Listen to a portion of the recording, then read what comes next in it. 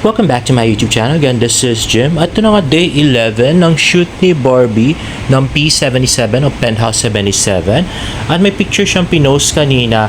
Happiest birthday, Direct Mark de la Cruz. I love you. Love Cindy Gomez. Cindy Gomez siguro yung pangalan niya doon sa P77. At next naman ay tweet ni David. Honored daw siyang maging ambassador ng Boy Scouts of the Philippines. Ay naku David, ayusin mo yan, huwag mo kami ipapahiya. Charot. At next naman ay post ni Miss Isabel Bulatao, yung contract signing ni David Licauco at ni Barbie Fortesa bilang ambassadors naman ng Save the Children. Let's watch this. Now, let's hear from Mr. David Licauco. Hello. Hiroshi. Hi everyone, I'm David. First of all, I want to say thank you to Save the Children Philippines for choosing me alongside with my love team, Barbie Fortesa. We love it. Grabe, lagi may special mention talaga si Barbie Fortesa. Mga speeches niya, no? I so love it. Kaya nagdidilulu ako, grabe.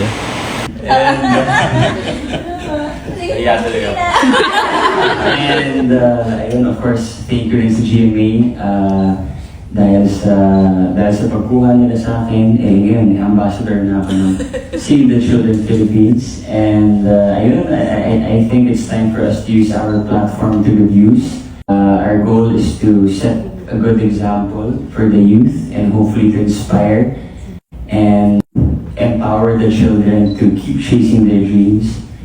And thank you. Ayun na nga. So, dapat talaga maging mabuting ehemplo, David. Tama naman yung pag-inom, tsaka pag-good time paggabi.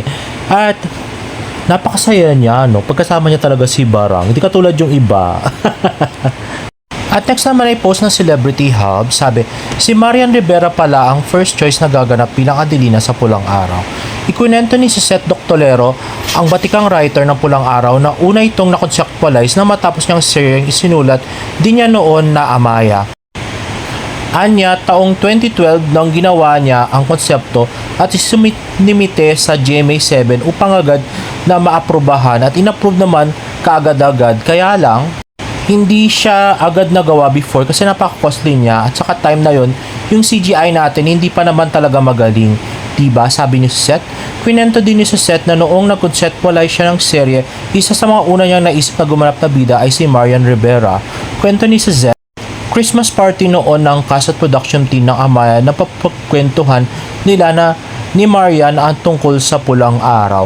Anya, naikwento ko sa kanya, tapos gustong-gusto niyang gawin niya yung Pulang Araw at that time. Kaya lang, 12 years ago na yon, hindi na natuloy at that time dahil nga too costly. Dagdag pa ng batikang manunulat ay si Marian sana ang gaganap bilang Adelina at sinabi ang original na konsepto ng kwento ay dalawang tao lang ang bida, isang Pilipina at isang Hapone.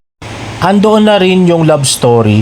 Yung una kong ginawang story ay kwento ng isang pag-ibigan ng dalawang lahi na sinira ng giyera. Part na siya ngayon ng kwento ng Adeshi ni na Adelina at Hiroshi, sabi niya. Ibinahagi niya sa Seth na bilang isang head writer at consultant na ngayon ng GMA, isa siya sa grupo ng mga namimili ng aktor na gaganap sa kani-kanilang role. Ayon pa sa kanya, kasama ang assistant vice president ng networks executives at director sa mga pumipili ng artista na nararapat sa isang role.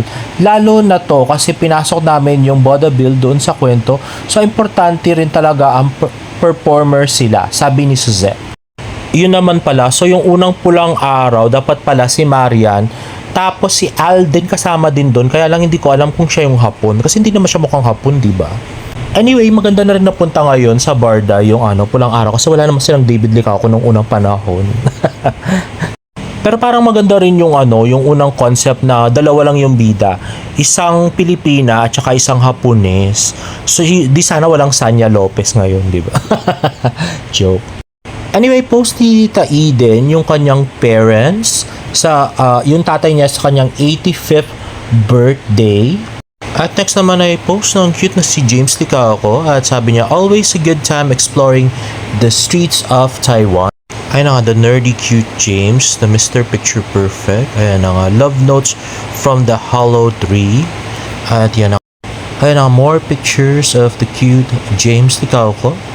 And, ayan, yung mga kinain nila sa Taiwan. Uy, parang masarap to, no? At, yun na nga, bumili siya ng prutas at mga shoes at prutas pa rin, oranges. At yun na nga, from his car. At the TikTok video niya, ang cute nito. I really like it, grabe. Ay, nako, grabe. Sana makita kita ng personal. Anyway, guys, if you like this video, please give it a thumbs up and please subscribe to my YouTube channel for more bird updates. See you on my next vlog. Bye!